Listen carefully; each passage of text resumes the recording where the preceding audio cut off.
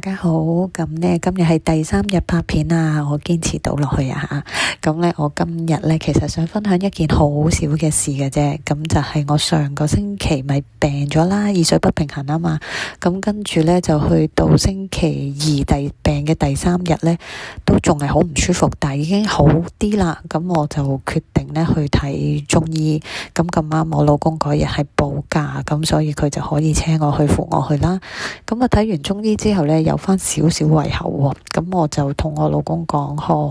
好想食蒸魚，咁我哋就特登揸車去啲華人嘅餐廳睇下有冇蒸魚食啊，點知即係 lunch time 可能比較少，無啦啦咁樣有蒸魚，咁最後都食唔到嘅，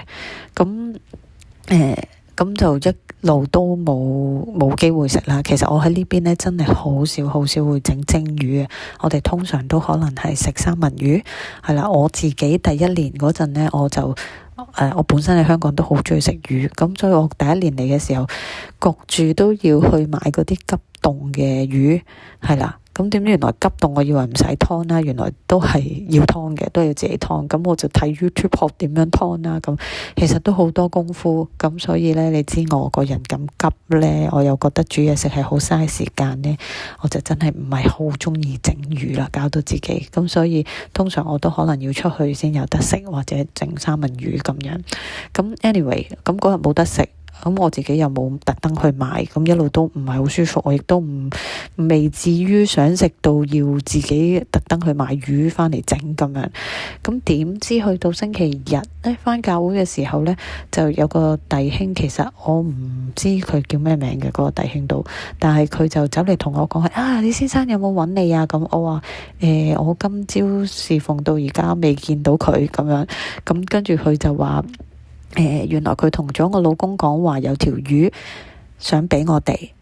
咁要睇下我哋識唔識搞。咁我話好啊，咁我即刻話好啦。咁跟住後尾佢就話因為我老公話要問咗我先，咁所以佢就走嚟問我。咁我話好啊，咁原來啲魚係佢自己釣嘅，咁所以佢話佢成日都有好多魚㗎咁樣，不過係最怕我哋唔識搞啫咁樣。咁其實我諗我都劏過魚嘅，我跟 YouTube 都劏過，何況我而家我家姐喺度同我一齊，咁佢一定識搞嘅咁所以呢，我哋就攞咗佢嗰條魚返嚟，咁而我家姐今日就整咗俾我食啦，咁呢係好好味啊！咁其實點解想分享呢件事呢？就係因為我都想俾大家都知道，其實我即係 even 食條魚咁細微嘅嘢呢，其實上帝都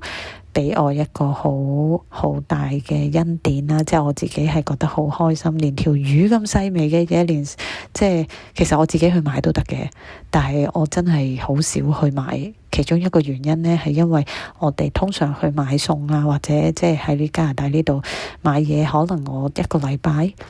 都最多1次至2次，我特登出去買餸咁樣揸車出去買，我好難預。譬如如果我真係去買嗰啲新鮮嗰啲魚呢，我好難預其實今晚係唔係煮嗰條魚。而家我家姐喺度呢，我入廚房嘅機會就更加少，所以呢，其實我都好少買魚返屋企啦，已經。咁就係因為咁樣，我就覺得好開心啦。因為真係我只不過想食魚咁細微嘅嘢呢，天父都為我安排埋。咁我都好多謝嗰個弟兄俾咗嗰條魚我哋。咁我今晚就食咗一個好好味嘅蒸魚啦。咁我今日就係想同大家分享一啲咁少嘅嘢啫。咁今日就講咁多啦。